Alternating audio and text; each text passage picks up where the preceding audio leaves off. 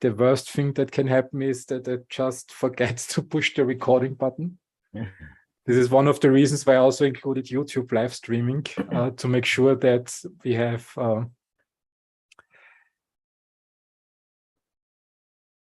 YouTube is live, and the next stop is record on this computer, and it will also be recorded in the cloud. And I hope you consent. We are in Europe. We have tough GDPR rules, data protection. Yeah. And then let's start the webinar.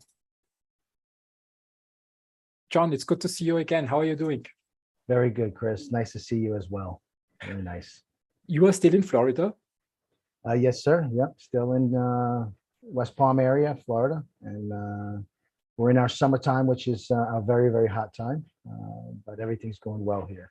How is the temperature in Florida? In the summertime, we have heat gets around the low 90s, but with the humidity, it's a very humid place. It always feels like it's in the hundreds. And that lasts anywhere, it starts getting there at the end of May, and it lasts that way till about October. So it's a warm one. And whether it's global warming or not, over the last 5 years or so, it's gotten hotter here. It has definitely gotten hotter. So it's kind of brutal in the middle of the day. You can go out, take the garbage out, come back, and you're kind of soaked with sweat. It's warm. I think we see the same tendency here in Europe. I had a call with in the morning with friends from Australia. So my morning, their evening, and they told me that probably Australia gets all the rain that Europe doesn't get in this area, this time of the year. Are you guys having a sort of a drought? It seems to be so all over Europe. Basically, it's a very dry summer, and every time when I open the newspaper, so there is something about fires, bushfires, fires in the wood. So it seems to be one of the problems. Sorry to hear that. Which brings me also to your profession. Can you tell me a little bit about your background? So I was a firefighter for about 24 years, and I've been retired now for about 7, maybe 8 years. But I love the fire service. As soon as I got into it, it was something I just knew that I wanted to do for the rest of my life. Here in Florida, South Florida, all firefighters have to be paramedics as well. So I was born and raised in New York, and it was a little different up there. They used to have a separate, what they called ambulance service for medical calls. They've joined since then, but down here, if you're a firefighter, you run on all the fire calls, but you also run on all the medical calls. In fact, you run on everything with the exception of arresting people. If there's a water call, hazardous material call, it doesn't matter. We go and we handle it.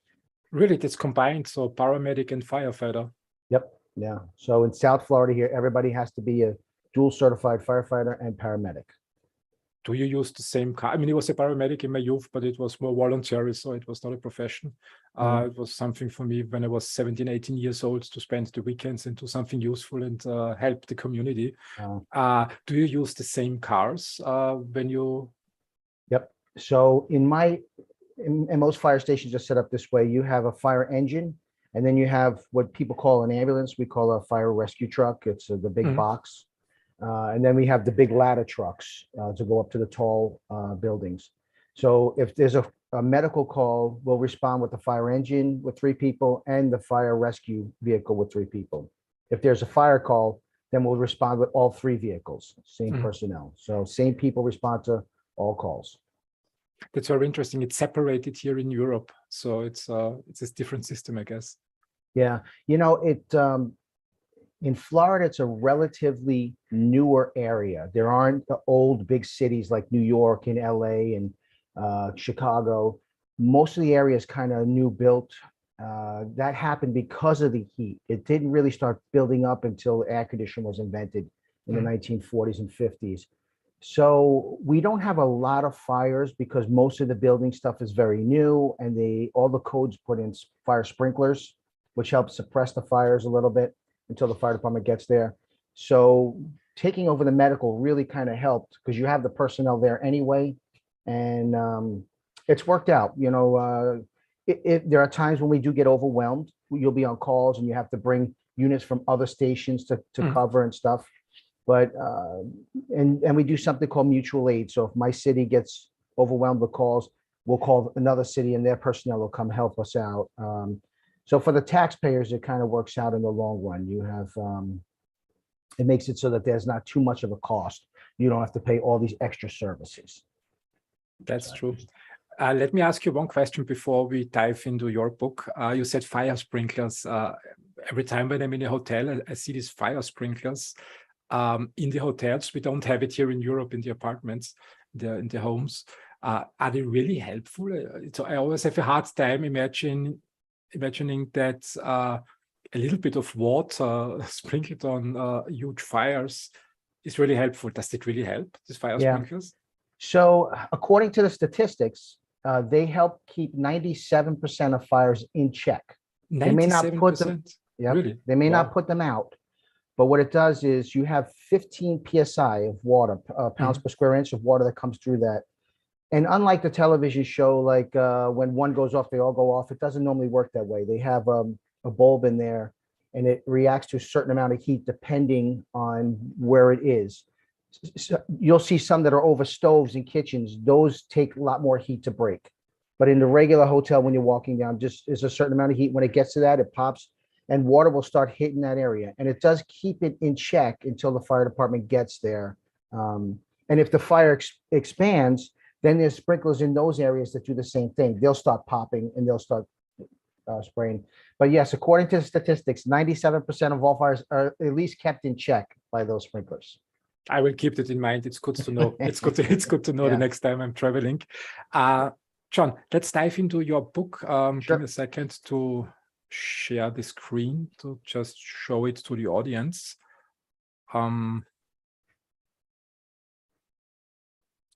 Just takes a while to find the right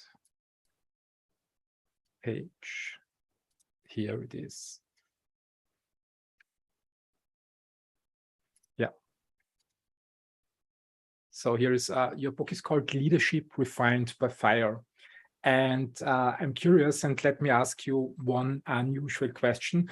Writing a book is a lot of work. So sitting down, thinking about what structure you can use for your book, what the book is all about, and what lessons you can put in. I'm curious to learn from you and hear from you. What was the reason? Why did you decide to write this book? Well, right from the beginning, if you read my book, you see that I saw right from the beginning, I recognized how important good leadership was. You go on a scene, it doesn't matter if you're the man and woman in charge or just a firefighter. Everybody sees you as a person there to take care of the scene. So right away, you really do have to be able to control what's going on around you. You have to know, how to handle situations all around you. But then you also have to know how to handle other individuals, other fire personnel, and other peers. Other customers that you might be dealing with there. So I recognize that. But then through the years of being with different officers as I went in my career, I saw that individuals do things very different, and some were terrible officers and some were good officers.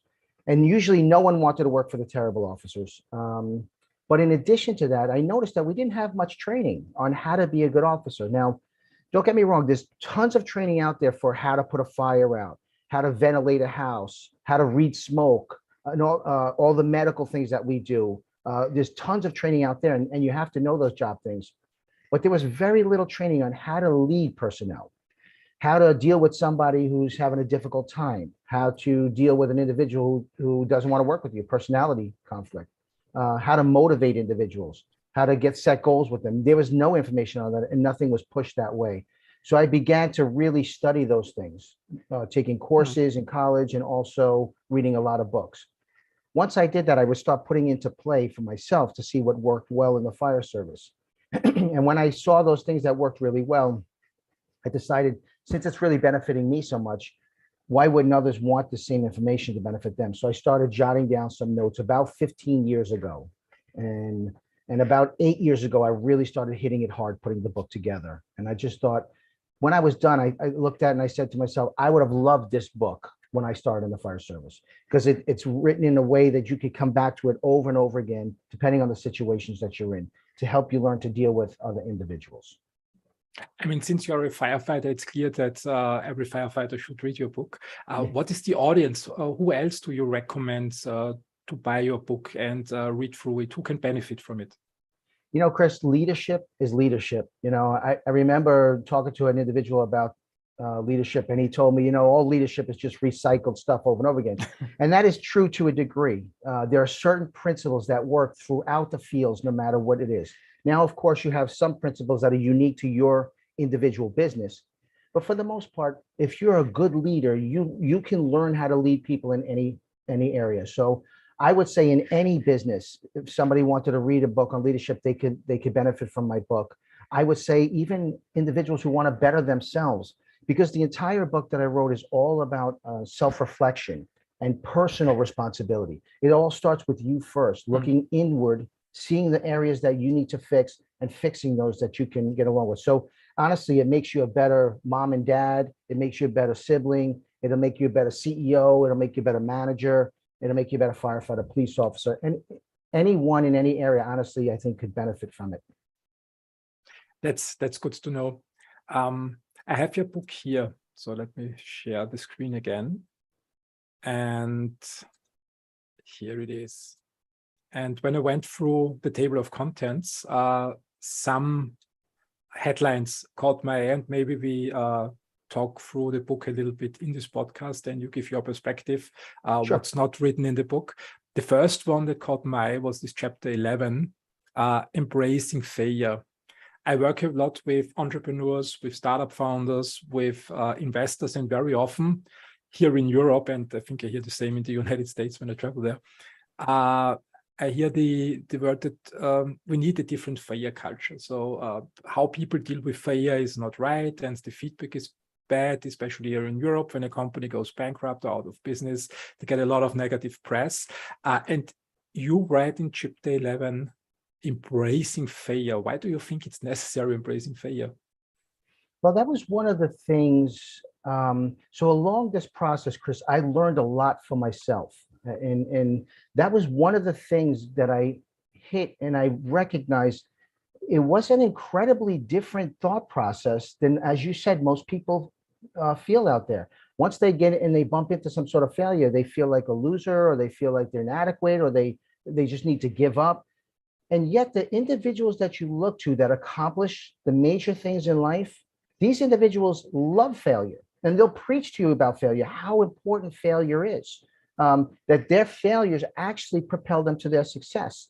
So one of the quotes I talk about in the book is from Michael Jordan. And I'm not sure if I think Michael Jordan was pretty big in Europe, right? Basketball player? Absolutely. It's well known. So, I grew up and I got to see him play as in my opinion, the greatest basketball player in history. Some people may now argue about LeBron James.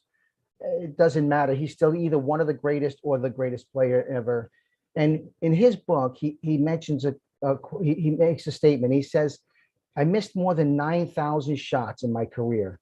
I've lost almost 300 games. He says 26 times he was given the game-winning shot to take, and he missed it. And he says he failed over and over and over again. But at the end, he says, and that is why I succeed. That was the exact reason he said. So, when you read this quote, you're saying, wow, this is the greatest basketball player ever. He's talking about the thousands of times he failed at doing what he was supposed to do. And he says himself that was the reason why he succeeded. So there's lots of studies out there and things brought out in the book that show that if you fail, and you fail early, and you try to push further, you try to get past the fail, those are the individuals that succeed in the long run. Those are the ones that get major things accomplished. Another one I might mention is Steve Jobs, another well-known figure. Many people may or may not know that Steve Jobs was fired from his own own company that he created. He created Apple, and him and Steve Wozniak, and as time went on, they were extremely successful. IBM was the big juggernaut at the time, and Apple was chewing up market share, and they were growing. And then next thing you know, he's fired. And if you read his autobiography, he talks about how he felt like he was such a failure that he let Silicon Valley down, he let the entrepreneurs down, he let down the electronics industry, and he just wanted to go away. But then he realized this is what he loved doing. And so he got back in it slowly. Years later, he would reflect and he would say that him getting fired was the greatest thing that ever happened to him because it freed him of so many different things and allowed him to refocus on the important things. Well, what would Steve Jobs eventually accomplish? Well, building at one time the highest capitalized company in the world, So there's example after example after example. And once you do the research, you start seeing person after person. I mean, super famous individuals like Oprah Winfrey and Walt Disney, individuals that were fired. Most people know about Thomas Edison. Some people say he failed at the light bulb 1,000 times. Some people say 10,000, whatever it is. He failed many, many times. But look at the success and look what these individuals created for the rest of us by continuing to move forward. So it's hard sometimes to embrace failure when you fail, because you do feel like, I really just want to get to a point. I want to get to where I want to go. But there's certain things that can help you not to give up. There are things that I wrote down. For example, may I enumerate on a few of those? Yeah, it's great what you're saying. And Steve Jobs is a great example. I saw recently his presentation in 1984, where he presented the Apple Macintosh, and it was really well done because 1984 was the year of. Do I have the book here? Yes, it was George Orwell. Yeah. And he built his speech around the small Apple fighting the big IBM, and Apple is here to rescue you. And I think 3 years later, it was 1987 or 1986, he got fired. Yeah. So 1985, I can't remember exactly. Then he built, I think, Pixar in between it. He didn't give up. Yep. When I talk to salespeople, for example, I always hear to get your 2 to 3 customers, you need 100 calls as a minimum. Right. And you need to walk through the 97 calls that don't work out.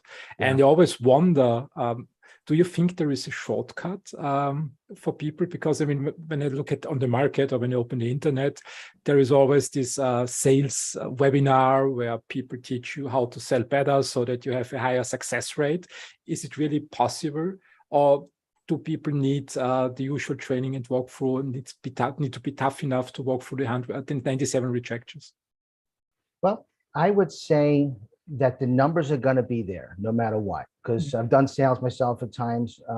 So you're never going to get good enough to the point where if you make a phone call, you're going to get a sale every time. I remember one of the first times I started doing sales, it was some phone, as a firefighter, you always have side jobs. A lot of firefighters have side jobs. It was just some phone company. I was trying to get some stuff. And I went to my mom, my dad, my mother-in-law, my father-in-law, my son, my siblings. I couldn't get one of them and this meant nothing. It was like something really small for them to do. I couldn't get not one of them to help me out. And I remember looking at my wife going, wow, I must really be terrible at sales. I can't even get my own family to do it. How am I going to get anybody else? But I do believe there are things that you can look within to better yourself. Certainly, if you're cold, you're not a warm individual when you speak to somebody, you're going to have less likely to get sales. If there's a way that you connect with somebody on a basis, you have things in common and you can connect on that. People like to be able to trust an individual when they're going to buy something from somebody, and they tend to trust individuals that feel like themselves. So that's why people try to connect. So there are things that you can certainly do to better yourself at your sales. But ultimately, no matter what, there's nothing you can do that's going to make you be able to sell every time you talk to somebody. So you're going to have to understand that it is important that you're going to have no's. And the no's refine you. I am reaching out to do podcasts right now with my book, and certain things. And I reach out and sometimes I don't hear from somebody, and certain things. And then I refine my approach. I try to study them and see what it is that they do that I can add to them, to their channel in some way and benefit. Then I'll refine my approach and I'll reach out again, so you have to, the no's will make you better. They'll help you to refine who you are, refine your approach, dig into deeper as to, what those individuals might need.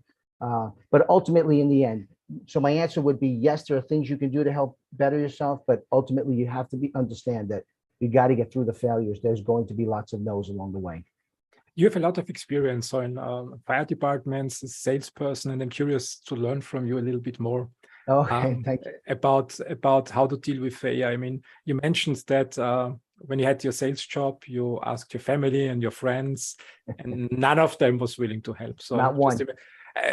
While you were talking, I just imagine, I mean, I call my mom or I call my brother and his wife, and everybody says no. So I might call 20 and got 20 no's, and then I start doubting myself and say, okay, I mean, maybe I'm not a salesperson, or maybe the product is not good, but wouldn't it be better to just give up and do something else? I mean, there are still, when we want to hit the 97 marks, there would be still 77 calls to go.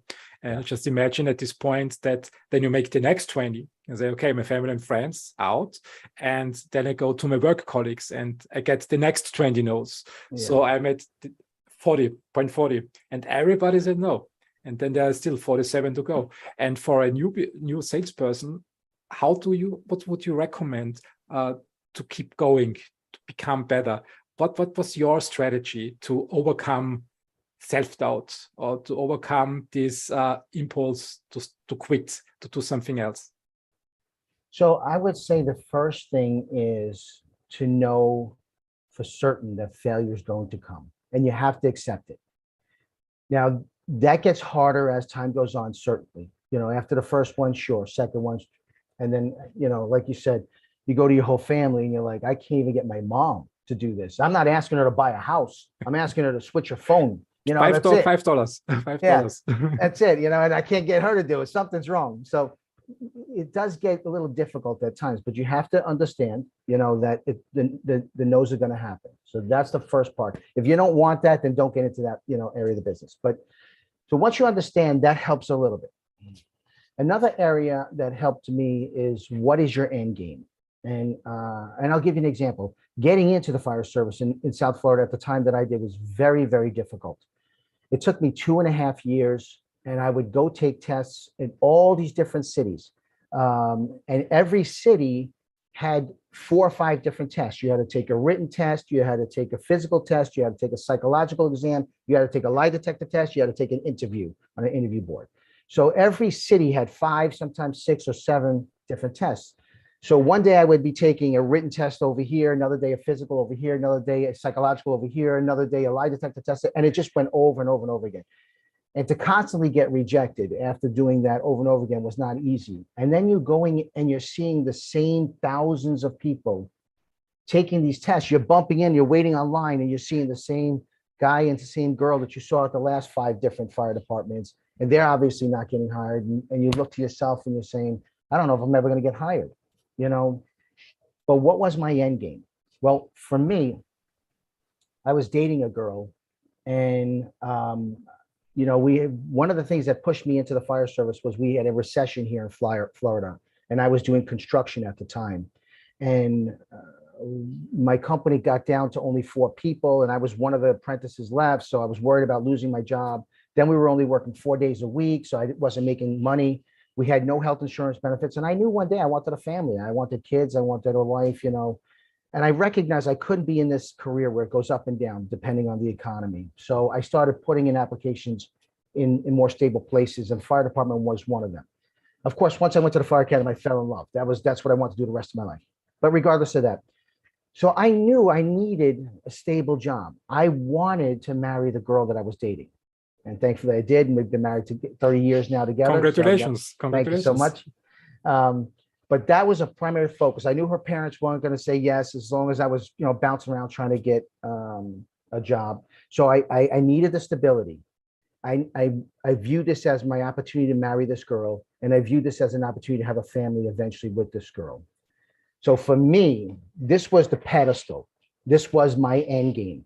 Now, you could have put 100,000 people in front of me. Nothing would have stopped that. I was going to get that. I don't care how many no's were going to happen. That was my goal. I wanted to be with her. I wanted to have a family with her, and I wanted that stability. So you have to ask yourself, what is your end game in that? If your end game is very strong, that'll keep you going forward. If you don't have a strong end game, it may not be the certain thing for you to do. Finally, not finally, but another thing is you want to work through failures. So when you have these failures and you have these no's, it ends up becoming like muscle memory. You get stronger at it. You know, when people work out, they'll literally work out doing something to the point where their muscle fails. If they don't work out to the point where the muscle fails, there's no growth. If you just do a few things and you move on and you didn't push it, you don't grow. But individuals who want to have muscle growth, they take their muscles to the point where it fails. And then that's when they see growth. So every time they have to get to that point. The same thing in anything you do. If you take your stuff to your failure, you will see growth. You'll learn from it. You'll, as we were talking about before, you'll study, what did I do wrong? How could I have affected this better? How could I talk to them better? What could I tweak here? And then what happens is once you get past that failure, you have an ability to look back. Once I finally got into the fire service, it was like the biggest boost for me, like a steroid boost. Anytime I bumped into something else, I looked back and I said, I just got into this thing that was so difficult. It took me 2.5 years of bumping against everything. Nothing is unstoppable for me. So you have that. If you work through those failures, you have that. And then you want to build off any progress that you make. You know, everything's a journey. Life's a journey, one step at a time. You know, you can't look at the mountain up top and expect you're going to get there in one step. So you build there a little bit. If you get one success on a call, you say, I did it. I got a successful call. And then, you know, you have a bunch more no's, and then you get another one. And then if you're feeling down, you can look back and you can say, you know what, I was successful at these things, and now I'm tweaking it. So I would say what helped me is knowing that there's going to be failure, without a doubt. Knowing what my end game is, that gave me the strong goal to push towards. Working through the failures when they happened, and building off any progress that I had made.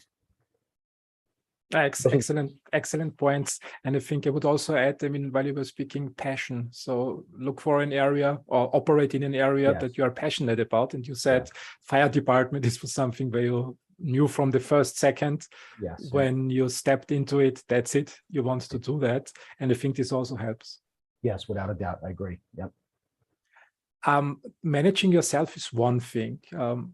But then in the fire department, also in companies, comes the time when people get promoted, or someone decides to build their own business and they start hiring people. And then you observe from the leadership role that your employees or your colleagues start doubting themselves and want to quit and want to give up. What could you do as a leader, in your role as a leader, to help them push through adversity? So you are definitely going to obviously embrace that. You know, in the fire service, you are a leader of a crew, and you cannot have, when individuals start doubting themselves or start going down that road, it can affect customer care or patient care or even fire service emergencies. So you definitely want to try to nip that in the bud.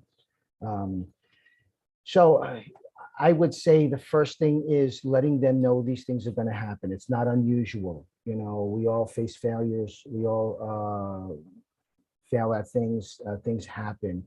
And again, as we spoke about, these are the things that help us succeed.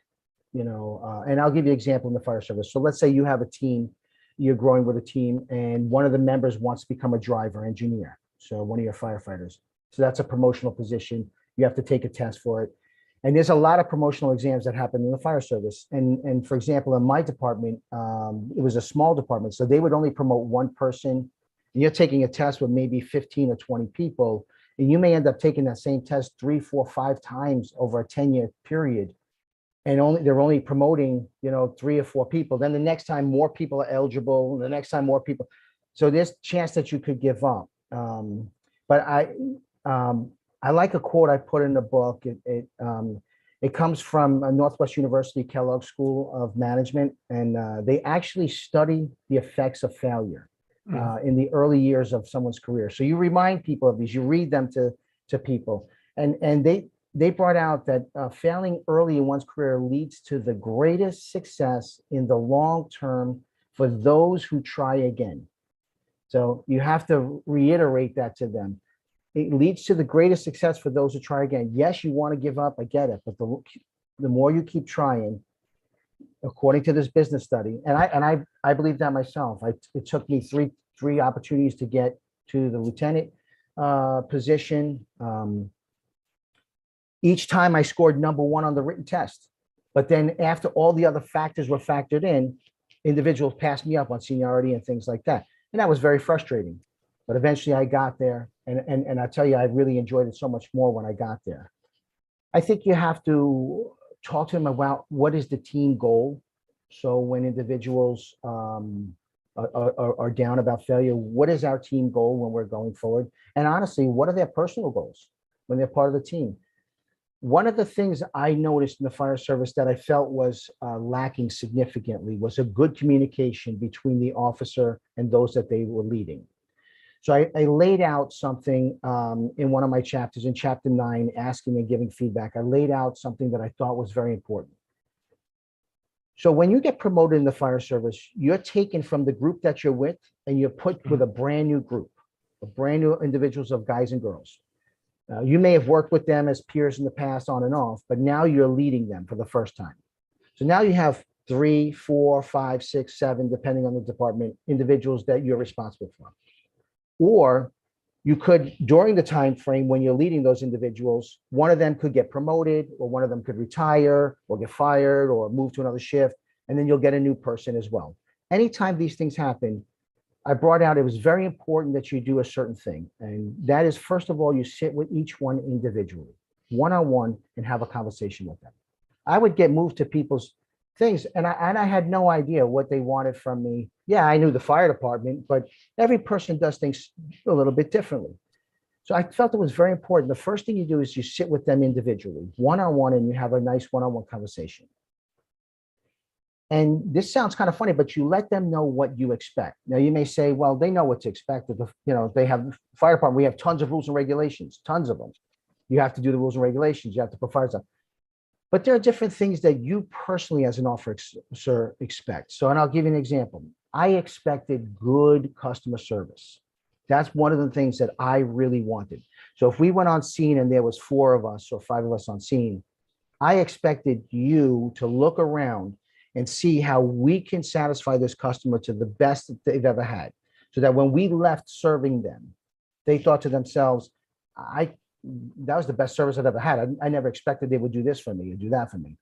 That's what I wanted. Along with that, obviously, I don't want you, snapping back at the customer or being nasty or cold or anything else like that.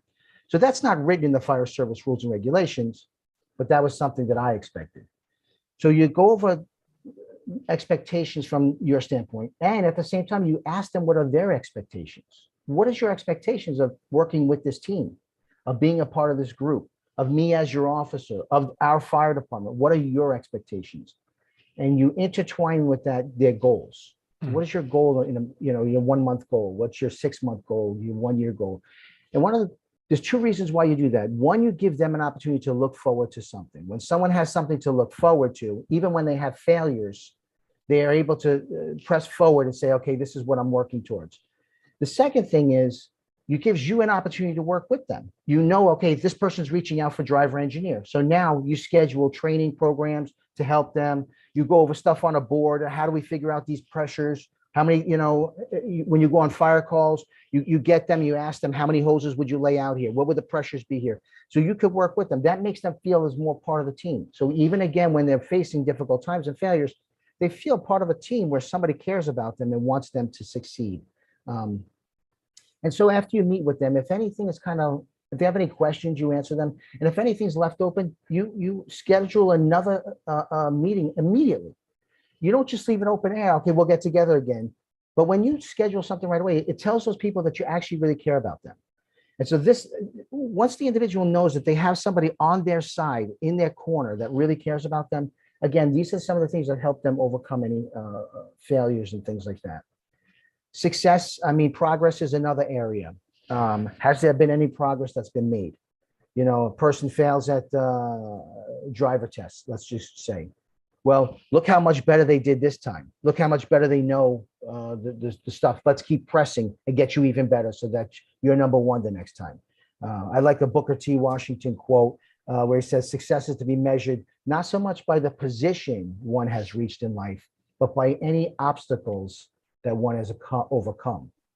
And so there might be someone who didn't know how to pump water before.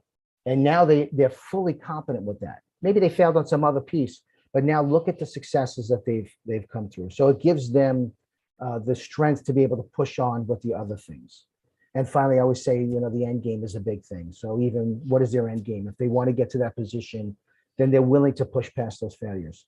So I would say helping motivate people, you want to let them know that, failures are going to happen, that it's important to fail, that's going to help them to succeed in the long run, that you want to know their team goals, you want to wrap them around with their personal goals, and you want to talk about any progress that they made, and you also want to handle their end game. And that works in business as well. It doesn't have to be, fire service. It works all the way around. Fantastic points. I liked especially the points that you mentioned, service attitude. So on one hand, customer service. So working on satisfying the customers. I think this is especially important for businesses, because at the end of the day, it's all about satisfying the customer. Somebody needs to be willing to pay for services and products. Yeah. And also, I think an excellent point was reminding leaders that basically their job is serving their team. It's not pushing their team around. Yeah. I mentioned again in the book that when you're promoted to a position, and I noticed with fire service, many people believe that meant now people have to listen to me. I'm in charge. Now you're serving me. But in reality, each promotion should be viewed as, now I have to serve more people. Now I'm serving not just the customers, I'm serving this group that I'm leading. If I get promoted to the next position higher, now I'm serving not only the customers, but now a bigger group of employees that I have to take care of. Ultimately, yes, they have to listen to you, but your job really is to service them. And I say that because leadership is really accomplishing a goal. That's all it is. Whatever the goal is. In the fire service, it may be putting a fire out. It may be handling this emergency a medical situation. For a business, it may be creating this product, maybe creating a new drug, whatever that is. So leadership is taking a team of individuals and accomplishing that goal. That's all that is. It's nobody goes to work because they want to be at work. They rather obviously be home with family and stuff like that. So they're there to accomplish a goal. Your job as a leader is to get them, hone them, and accomplish that goal together. The better you service them and help them to see that goal and accomplish it, the better chance you have of accomplishing that goal. That's a great point. Let me ask you another question about leadership. You wrote in your book about self-respect, and it's important to fail. And just imagine, or just remember a situation from my past, about 10 years ago, a person who had a great attitude, always happy, always helpful, always pushing the team to do better, and working on moving the company forward. And then suddenly something happened. So it could be a failure business, or it could be a divorce, or it could be that a relative died, and from one day to the other, the attitude changed. So before it was a happy attitude, service-oriented attitude, and the next day, everything is bad and it's awful, and this person starts speaking to other people, and you can see how it sucks the energy out of the entire team. Did you ever experience such a situation that a person changed basically overnight into a negative version of himself and starting draining the energy? Yeah, interesting about the fire service is it becomes like a family. So you work 24 hours a day with individuals. So you eat breakfast, lunch, dinner with them, you sleep in a dorm together, you have downtime together, you're there every third day together. So you get to know everything about these people. You know about their children, you know about their mates, you know about the jobs they're doing on the side, you know about their parents, who's battling cancer, who died, what friend of theirs had this issue, divorces all the time. Many individuals, go through divorces, and you become friends with these individuals. So you are going through that part. And we had an individual, just as you were saying, super nice guy, super nice guy. He started building a house, and he decided to do it on his own instead of hiring a builder. So now he added a ton of pressure on him. Unfortunately, during this time frame, he found out that his wife was cheating on him. So they ended up starting to go through a divorce as well. And it was kind of my first experience with seeing somebody going from so positive to so incredibly negative. And this individual was very gentle. He was a kind of a big guy, but he was a very gentle guy. And I even saw him get to the point where at times he physically threatened, like he was going to do stuff, like it seemed like he was going to snap. So it gave me a good understanding of that. It's not all about just pushing people. There is humanity involved in the things that we do. We can't, it's not a machine that we just push. Okay, it fell back a little bit. Now we fix this bolt and we push them back again. Keep doing, keep pressing out things over and over again. There is a humanity involved in leading individuals. And that's where caring for them comes in. It's one of the things I really, really push hard on is caring for those that you lead. Now, it doesn't mean that you eat dinner with them every night and that, you go to ball games with them. Some people get that mixed up and they think that they have to be separate. They have to have this line and we're not friends. And when you tell them that's not accurate, they'll tell you, oh, I can't possibly have dinner with all. I'm not saying that. I'm not saying you have to be best of buds. But when you care about somebody, there are many individuals I care about very much that I don't have dinner with all the time. But once they hit something where there's a difficulty, well, then that's where I'm in, and what is it can I do for you? How can I help you?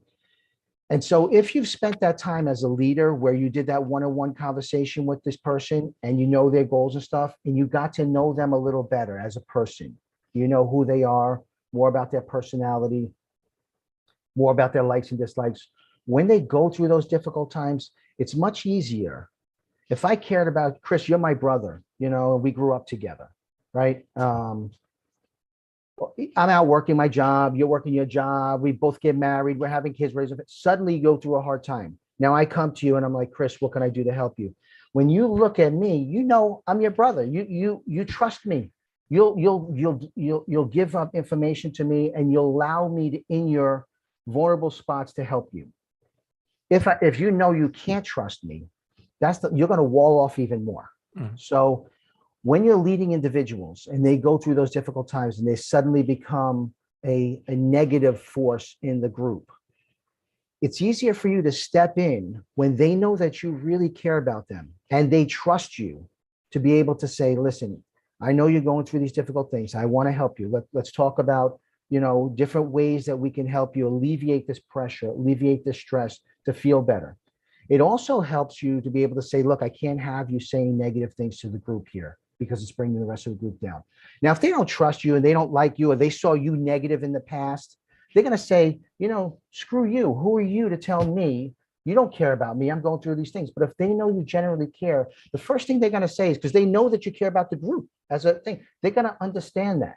You're putting a little more pressure on them by saying, I can't have you talking about negative things, but they're going to understand because you actually care about them and you want to help them succeed.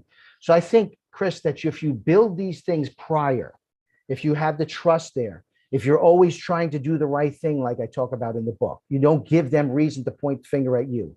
If you show them that you really care about them, if you show them that you love the job and there's a certain level that you expect all of us to succeed at, then when they go through their difficulties and you're there for them, it's much easier to help them, guide them through that. It's much easier to help them to shield off the negativity towards the rest of the group.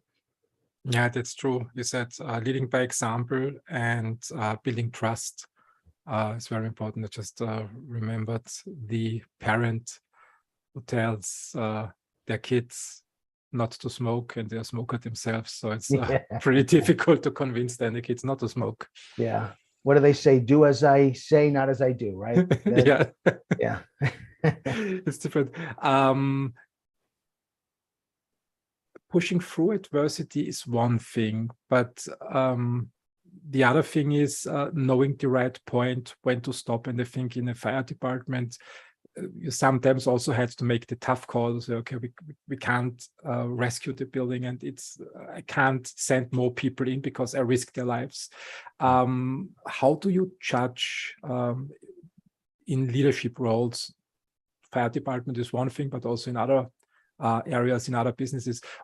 How do you feel it's the right point now to give up and not to push forward? It's much better to go in another direction. So I would say one of the biggest things is risk reward. Um, so one of the very first things you're taught in the fire service is we're here to save life, safety, and property when you're in school. That's the first things that are pounded into your head. So if a life is at risk, we pull up on a scene, someone tells us there's a child in the house still, there's a mother and a child in there, anything like that. We're going to risk the ultimate, which is our life. We're going to go in there and we're going to get those people out of there, no matter what it takes, because that's our job and that's what we believe in. Now, if there's an opportunity to save them or help their life expectancy, they're going to live. But if we can move them to a certain thing, they'll do better. Now that's a little less risky. How many more people are you going to risk is something like that? Now you have to take that into consideration. Property is the final thing. We try with everything we can to save property. We want to save property and we'll take a certain amount of risk. But if there's a piece of property and we know that the property is going to get knocked down and there's nobody in there, there's no health risk whatsoever, now we're not going to put life at risk. So it's a risk reward scenario for us. So at that point in time, you might say it's time to give up. We have a thing in the fire service where it's either offensive mode or defensive mode. So offensive mode means we're attacking that fire straight on. We'll go into the house, we'll go into the building, whatever it is. Defensive mode means we stand back and we shoot water on it. We call it surround and drown. That's what we call defensive mode. Now, there are times when the fire goes from offensive to defensive. When things are so bad that are going on inside, there's no life at risk. That's time now to switch to defensive. How do you make that call? It's not an easy call to make. It might sound easier than you think. And the reason why I say that is because a lot of chiefs don't want their name on something. They want to be known as the aggressive chief. They want to be known as the individual that's willing to rush in and do anything, on somebody else's back to put the fire out. So if you get known as somebody who's just putting the fire out from the outside, that can affect your promotion up the chain in some people's minds. So it's not an easy call to make. So I would say the risk reward is the first thing. You have to ask yourself, how much am I risking to get, and how much is the reward worthwhile? Can I tell you a small story from a pharmaceutical standpoint that I learned? Go ahead. Go ahead. I'll try to make it quick. So I've always invested in the stock market. I've always loved it. I've been following it like since I was 8 or 9 years old in New York. And when I was in the fire service, I actually managed a pension fund for the police and fire. But when I was younger, I got into it, but then I again became a stock market. But after I got married, I did it again. And my wife and I had this house and are you catching me? Because it says my internet is unstable. Yeah, I realize it. I'm here. Oops. Oh. So I can hear you very well. Maybe you start the story. Yeah, maybe you start the story again and I can cut it out then. The instability that we had. Okay. You can hear me okay right now? Yes, I can. Oh, okay. So when I was younger, I always liked the stock market. When I was 8 or 9, I used to watch Wall Street This Week on PBS. I always had this fascination with it. I don't know why. And when I became a teenager, I got into girls and that kind of blocked my whole thought process. But once I got married again, once I got married, period, rather, I went back into investing. I really wanted to learn about investing and getting into that. And my wife and I had a house and we decided to go buy a condo. We wanted to rent the house out. And we rented it out to this individual who he said he was a money manager. Now, this was when I was very young and I didn't know a lot yet about the market. So I thought, he's a money manager. He must know stuff about stocks. I didn't realize how many people actually call themselves money managers that aren't real money managers. But so he was one of these guys. So he convinced all these people to get into this pharmaceutical company. And I won't say the name, but it's a pharmaceutical company that it's not one of the big ones. It's one of those ones that they invest money in a small company to come up with one specific drug. And if the drug works out, then they own a portion of it. Yeah, so it was one of these little, very, very risky companies that's all is bet on one thing. And this one thing happened to be a herpes cold sore medicine that was going to make the cold sore go away sooner. So anyway, so he comes down and he's telling me and all these other people, oh, you got to get invested in this. As the stock was $7 a share, and they're about to come out with their findings. And it's going to blow up. I can see it going to $50, $60 a share and blah, blah, blah. So I had a little bit of money. I had about $10,000 I had saved up all my life since I was a kid, but it was in a Vanguard account. And this was way before the internet, so I ordered it on the phone, a check to come, and FedEx didn't deliver it when I was supposed to get it. And they were about to report it.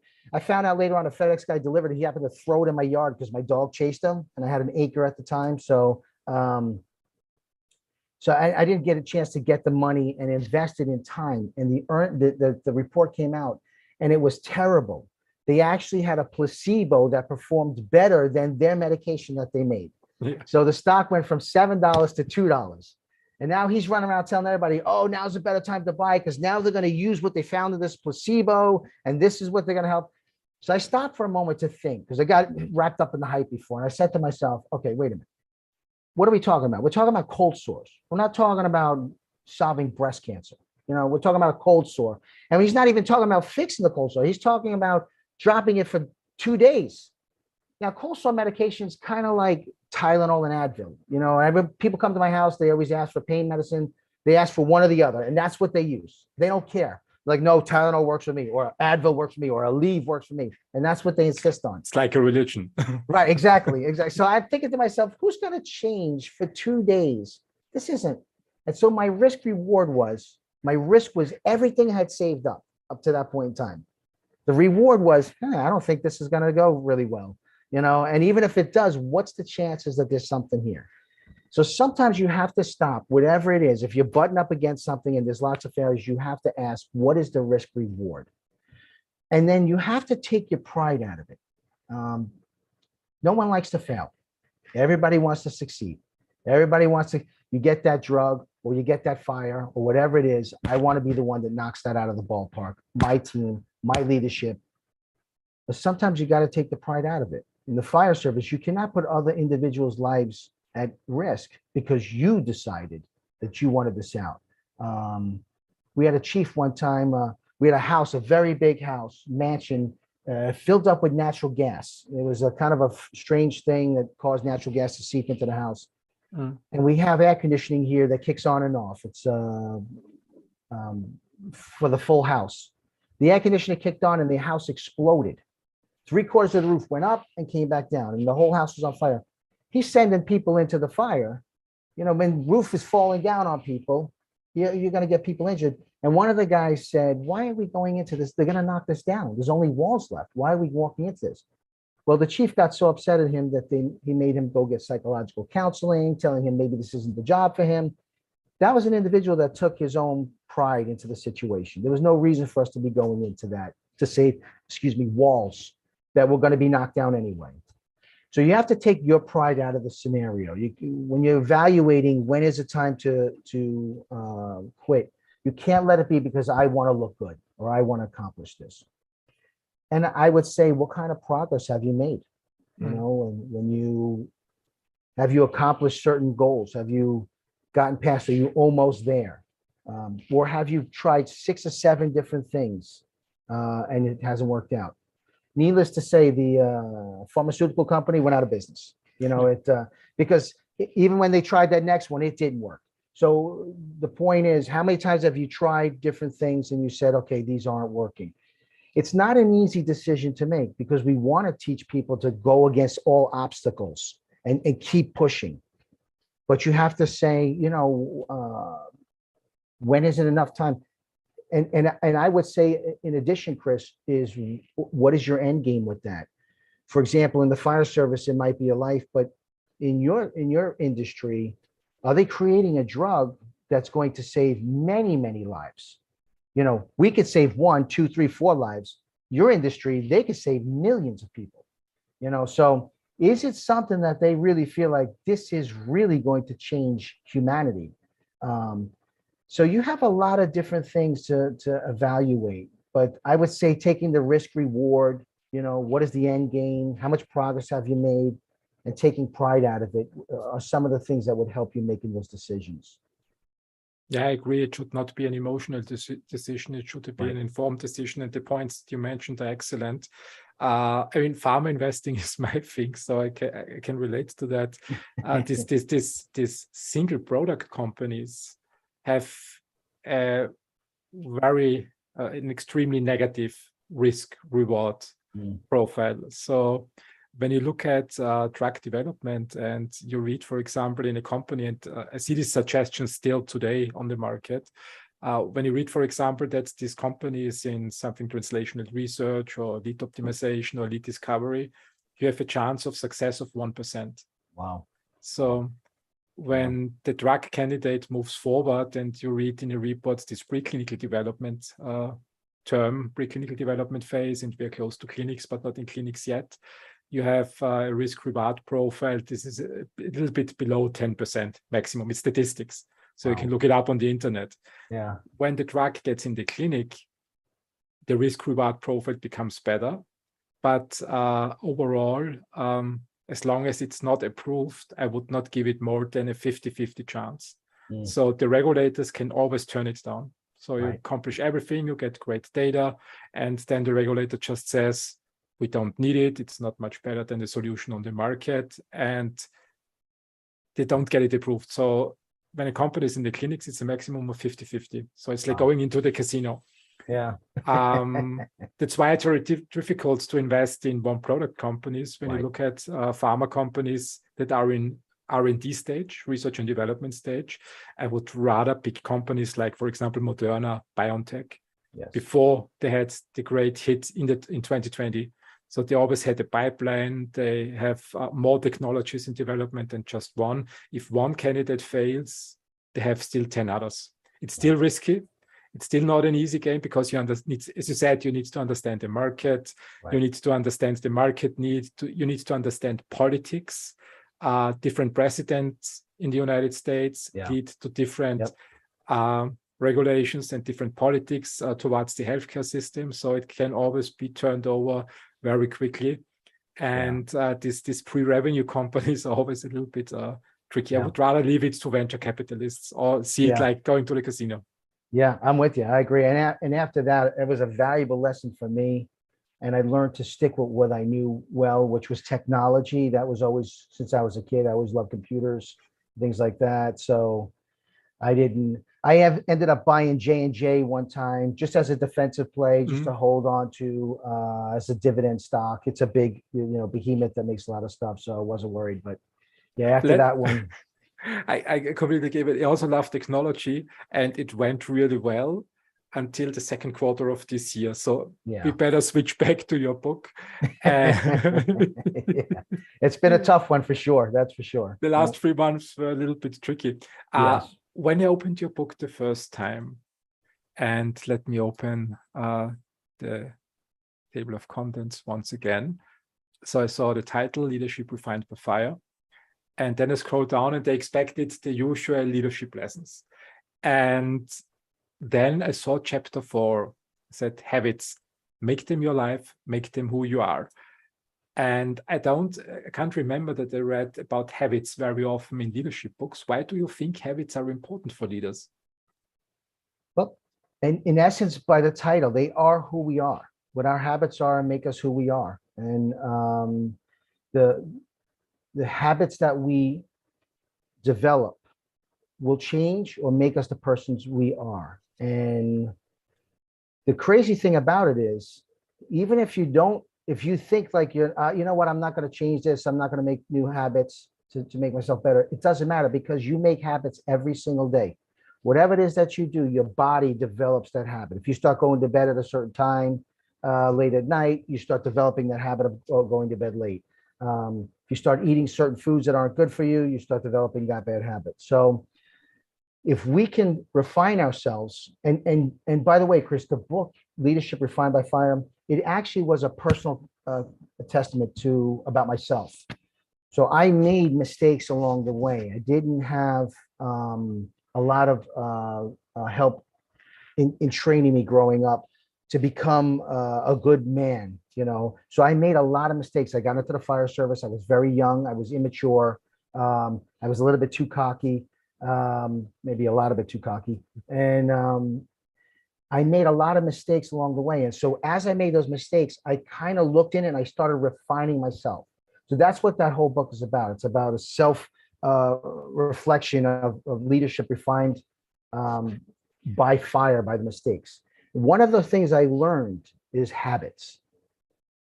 It's kind of strange, but you get to this point where it's like, I want to do this. I want to be this individual. But if I make myself a habit of being that individual, it actually happens without even knowing. And I'll give you an example. I talk about this in the book. For example, when we first time you ever drove a car, I don't know about you, but I was super nervous.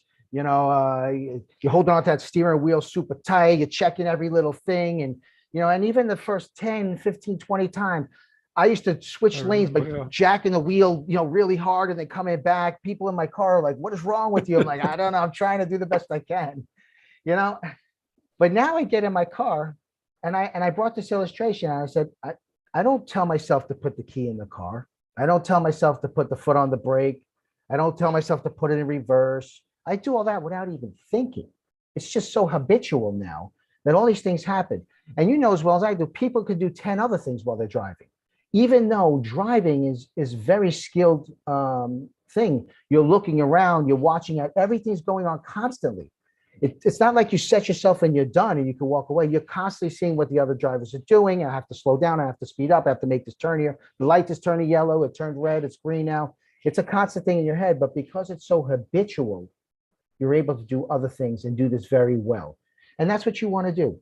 So pick a thing to make yourself a good leader. Okay, let's just say being honest. That sounds kind of strange. You would think that would be normal, but it's really not. People, for some reason, think it's okay not to be honest. If you make it your habit to always tell the truth, and there are going to be times when you're going to feel like, oh, man, I don't really want to admit this. But if you make it your habit that that's who you are, you're always going to do that. Then when it becomes habitual, it's just normal. It's normal for you to say, okay, yeah, this is the truth. So whatever it is, if you have to get there early for work, if you always try to do the right thing, if you try to become a humble person, whatever these things are, when you make it habitual, it becomes who you are in essence. You don't even think about it anymore. This is the person you become. So you want to identify those very good things that you want to do, and you want to make them your habit. And once you make them your habit, they become who you are.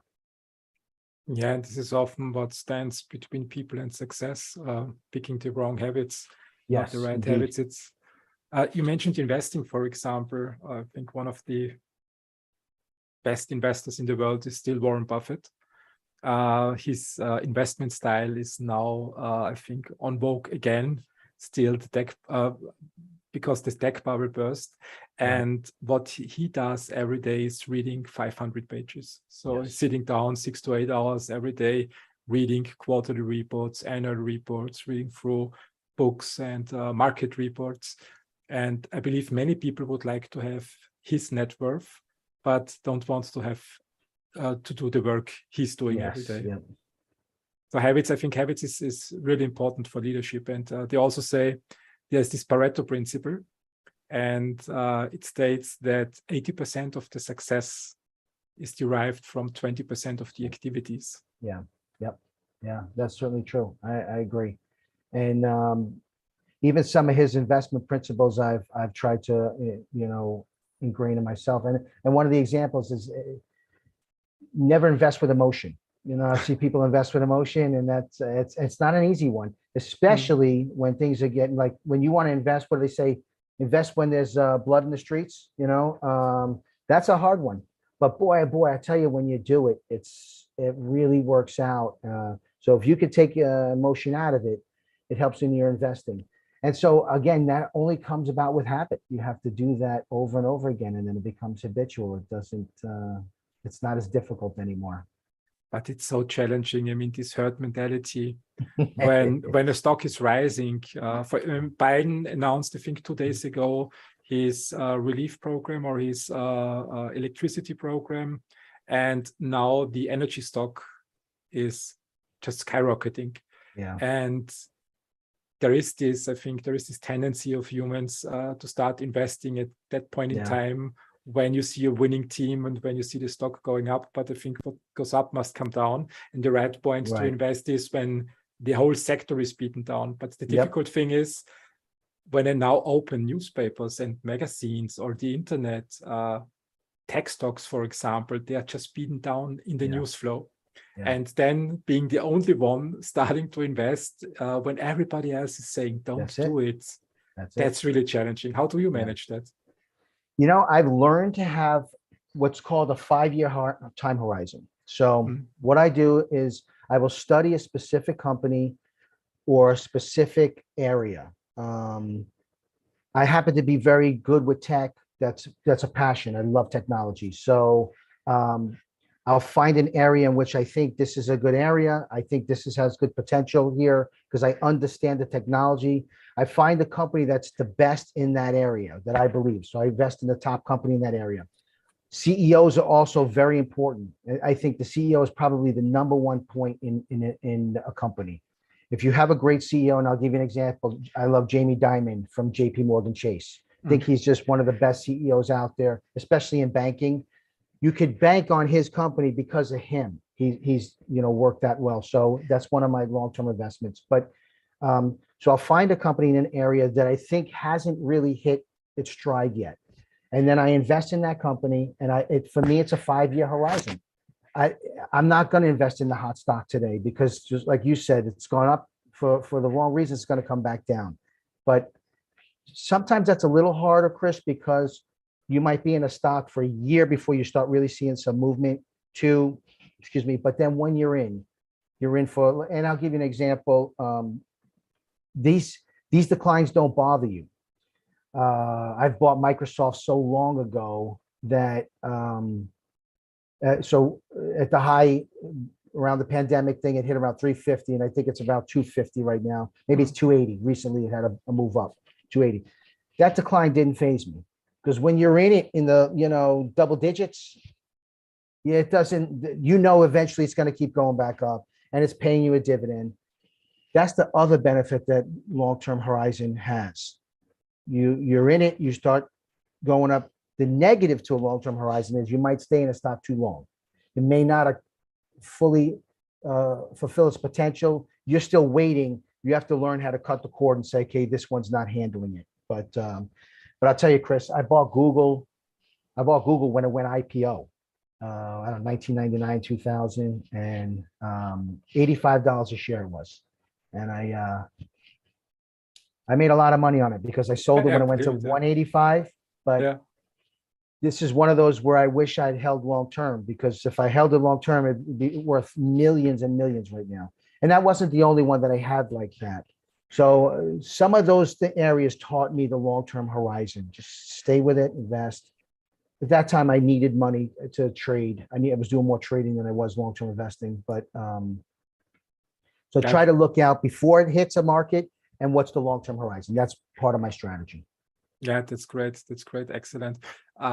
Trading never worked for me. I tried it. I had a phase in 2015. So I say, okay, so all this social trading became famous, and many people put on their trading strategies on the internet, and they had these mesmerizing returns of 1,000% in 1 year, which was basically faked. So it was just these money managers that you mentioned that just traded without money, made a social trading profile, and whenever they sold or bought a stock, they just traded it without money on the social platform. And this was the way, penny stocks, for example, when you know that you have to buy a certain position and then you just mimic this trade before it happens, you can make a lot of fake money and push your performance.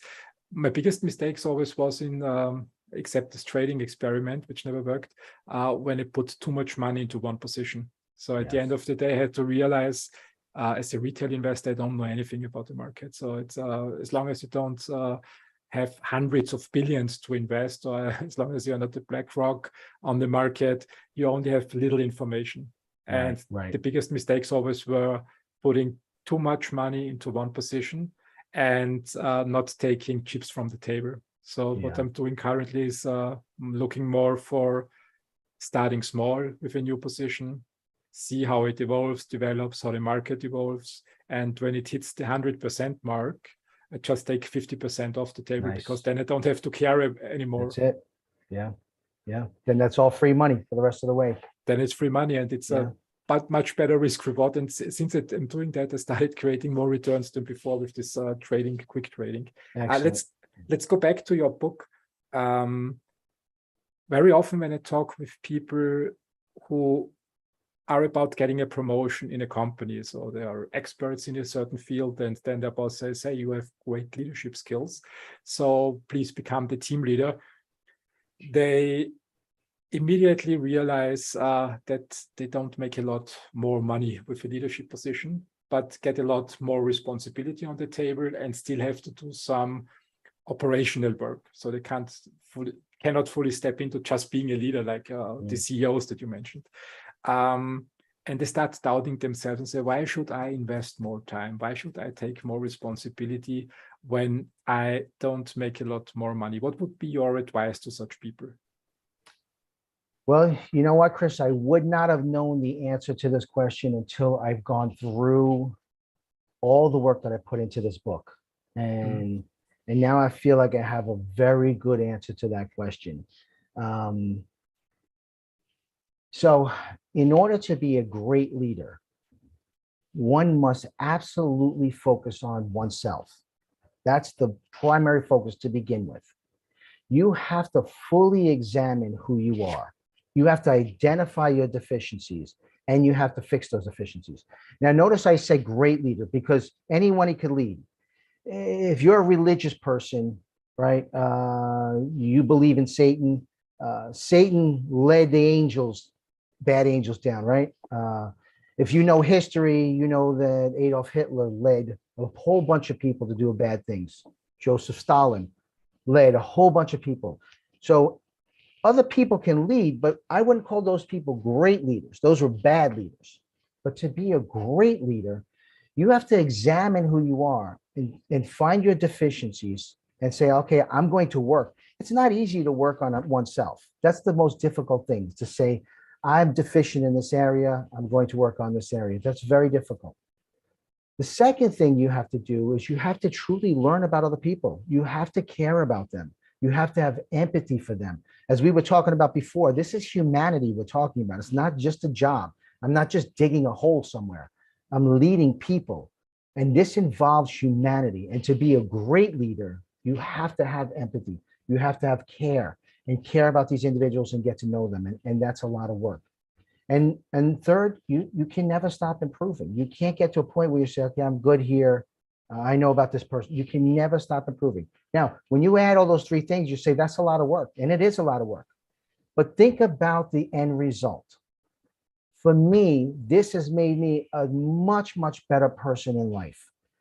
I try to read 30 to 35 books a year, every single year. I listen to a bunch of books. I study all kinds. That doesn't count the stock studying and all kinds of other reading that I have to do. But my point is, this has made me personally, from a personal level, a much better husband, a much better father, a much better sibling, a much better son, a much better friend, and a much better worker at work, much, much better. So why take that all that responsibility on? Because if you do it the right way, and you do all that self-examination, you work towards that, it's going to make you a much, much better person. And honestly, probably the best result is true happiness, loving oneself. When you rectify issues that you have for yourself and you're a good leader, you genuinely like the person that you see in the mirror. You know, I wake up in the mirror and I look in the mirror, I like who I am. I really do. And that's a wonderful gift. It seems that many people in the world today don't like who they are, and it takes them down terrible roads. So by doing this and doing it the right way, you really become a much better person in humanity. That would be the thing I would say. Plus, you're serving humanity. Whatever your job is, you're serving. You're setting a great example for others to do the same thing. You're building people up to care about other people, to be better workers, to put a better product out there, to do better customer service. You have a great influence on humanity. To me, it's just this. It's a no-brainer. It's a wonderful thing that to reach out and do. Excellent words. John, I have two last questions Sure. for you. The first one is there a question you would like me to ask? Is there a point that you would like to emphasize in this podcast that I didn't ask you? This is kind of may sound strange because we're talking about leadership, but at the end of my book, I talk about love. And it's something to me that I wish we can get more of for humanity. I think it's a quality that transcends everything. I think it transcends leadership. When you have love, you love for humanity, love for the products you put out, love for the people that you lead, it makes you great at all those things. But on top of that, if we as people can grow to love each other more, you're in Austria, are you not? Is that where? I mean, That's true. to me, it was such a wonderful thing to meet you, talk to you. I was like, this is one of the neatest things. I've never been over there. My total experience with Austria is I watch Band of Brothers on HBO, and they drive through Austria at the end, and it looks beautiful. But to me, if you and I could get to know each other, and it doesn't mean that we have to be best friends in life, but if we care about each other and help each other, and we help our neighbors, the world can be such an amazing place. And we have such turmoil and people arguing, and I'm not 100% sure what the politics is like in Europe, but here in America right now, we're going through some very difficult times. We're not allowed to disagree with each other. It boils over to hatred. I hate you for the way you feel. Instead of having a common conversation with somebody, why do you feel that way? Perhaps you can enlighten me on something I'm missing, but in the end, we're all human beings. It doesn't matter where we come from, what our skin color is, where we were born and raised, what language we speak. We're all human beings. And if we can grow to love each other a little bit better, I think it just makes the world so much better. So you leave today, and hopefully you and I both can go out and shed a little bit more love on some people, and anyone listening can do the same. And if we all can, pass that on, I think it makes it better. So I know that's not the leadership thing, but like I said, there's a whole chapter on love in the back of my book, and it's something I really believe in, and I want to share with as many people as I can. I totally agree. I think character traits of leaders should be love and kindness at the end of the day. And you mentioned the situation in the United States. I'm not an expert for the United States, but what you said about your country, it's pretty much the same here in Austria and in Europe. There is one thing that I missed that I had in the 90s and 80s when I was a young boy or a young man. We were always encouraged to speak up and to present our own thoughts, because it might be the right thing that saves the group to do. And it was really highly welcomed when people shared opinions, and they didn't have to accept the other opinion. They still could have their own opinion, but there was almost never a real fight. So there were tough arguments, there were tough discussions. But at the end of the day, I remember my youth as everyone accepting other positions without starting to hate people. And this is something that I miss very much in the last 3 years when I opened Facebook, for example, how SARS-CoV-2, for example, these fights between these two different groups on social media, ones who believe it's a deadly disease and others don't believe it's a deadly disease, and they don't accept each other anymore. So how do you see the situation currently? Yeah, it's the same here. It's unfortunate. It almost seems like everything has become political. I used to tell, when raising my kids, in the disappointment, I used to say, people would hate each other because of, what countries they came from. And then people started hating each other because of what skin color they were, and now it just seems like it's growing. Now they hate you because of what football team you like, and what accent you have in my country. If you're from the north or from the south, now I could hate you. And now it's like what you believe as far as the disease is concerned, whether you want to wear a mask, and what political position you have. I'm not 100% sure why this has happened. I do believe that the internet um, has aided in fostering this. And I do believe that it could be something that we overcome. It's because the internet is relatively new, in humanity speaking, in history. And so we're kind of dealing and learning how to deal with a lot of things. Never before was I able to call somebody from Austria and see them and talk to them immediately, you know, and or get on the internet and have the opinion of a million people all over the globe give me their opinion. I'll give you an example. The other day I turned on the television and a very big reporter, Shepard Smith, I think his name is, from CNBC. He starts talking about this flood that's killing a bunch of people. The weather's real bad, it's flooding. I'm like, so I stopped to think, where is it? And he's in South Korea. And I thought to myself, it's not that I don't care about the people in South Korea, because I do, but if you're going to tell these children today, every single disaster that's happening day in and day out all over the country, that's all they get to hear is the terrible news, the sad things here, the sad things here, the sad things. Years ago, many years ago, you heard about what was happening in your local vicinity. And then maybe after some time, you heard some things outside, maybe in your country, but it was outside a little further. You probably never heard about stuff that happened in other countries. Now, if there's any kind of killings or disaster or anything, these poor kids grow up with this stuff every day, just hitting them constantly. So I think it's something, Chris, that we as humanity, we have to learn to deal with and say, okay, do we need to cut out some of this negativity that's coming across social media? I mean, if I woke up every day and I was next to you and I was saying, Chris, this is bad. This is bad. Oh, look at it. The sun's not coming out. Oh, Chris, look, there's a crack in the sidewalk. Oh, you're going to trip here. I mean, if that's all you heard all day long, you'd be like, oh, I can't take all this negativity. And when your children are growing up in this and they don't really have full capacity of their brain yet, it's not functioning as an adult. They don't really know how to process some of the things. I think it really has a negative effect. So I think that has something to do with it, but I don't really know. And it's one of the reasons why I just try to, preach a little bit more love and acceptance for each other. I really want to know other people's opinions. I really like to know what they think. Doesn't mean it's going to change what I believe. It may not. And even if it doesn't mean I have to, dislike you because that's your opinion. But you might actually help me. And one of the things reading all these books and studying over these last 15 years, this research, it helped change me in a lot of different ways. And I think for the better. Were there some things that I thought didn't apply? Yes, of course. But so many things I learned, and I learn every single day. And I'm happy to do that. So I don't know. I think if we could, more people like you and I could talk and preach acceptance and set the right example in doing so.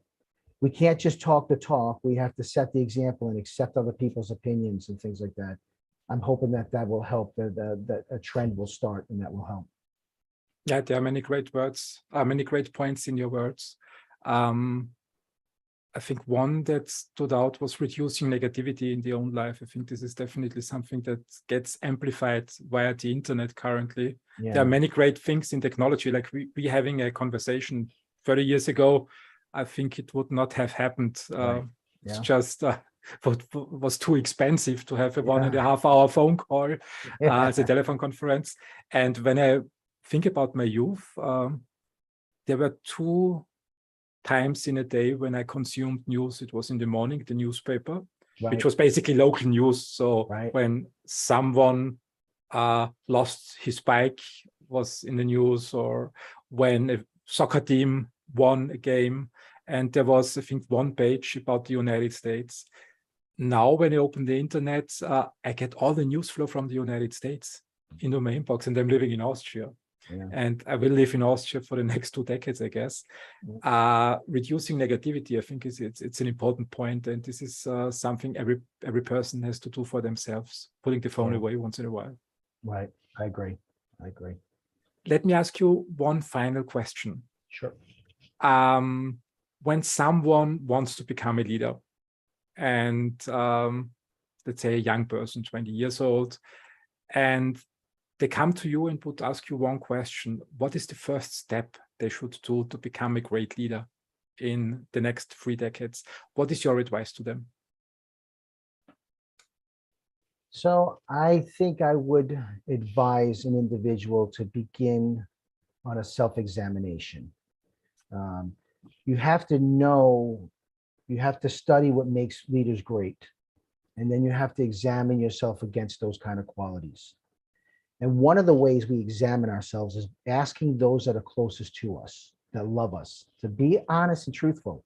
And sometimes those words are the hardest from those people. You know, when your buddy tells you, well, you're kind of lazy, you know, I don't know if you're up for this. It hurts our feelings, but that's exactly what we want to hear. So one of the things is doing some self-examination, asking those around us, hey, do you think I could lead? Or what qualities you think I'm missing that would, what negative things do you see in me? You know, you don't follow through. You say you're going to do something and you don't follow through. Well, if you're a leader and you do that, you lose the trust of your group, you know? And there are people like that, that say, oh, I'll be there for you. Don't worry, I'll take care. And then they don't follow through, but maybe you don't realize you do that. So, excuse me, examining those things, beginning to read the lives of great leaders. To me, three that have had massive impact on me, and none of them lived in my lifetime, were John F. Kennedy, Martin Luther King, and Robert Kennedy. I love their life stories. I love what they did. I love the fact that they stood out very different than the majority of the people at their time frame, and for good things. And so find some individuals like that, maybe some mentors that you either have locally, maybe in your company, maybe in your family, and maybe in books that you can look to and say, I want to be like this individual. And if that matches with you, start pulling some of those qualities out, start looking at yourself very strongly, honestly, and start working on those qualities. That's what I would say to an individual. Excellent advice. Thank you very much. John, it was a huge pleasure listening to your words about your book. I enjoyed every single second of this conversation. And thank you for showing up, for coming to the show. And let's stay in touch and do another conversation in half a year or so. I'd love to. Chris, thank you so much for having me on. I really enjoyed meeting you and talking with you, getting to know you. And I do really hope that we can continue our friendship. I really would love that. So thank you so much. Me too. Have a great day. Bye-bye. You too. You too, buddy. Take care. See you. All righty.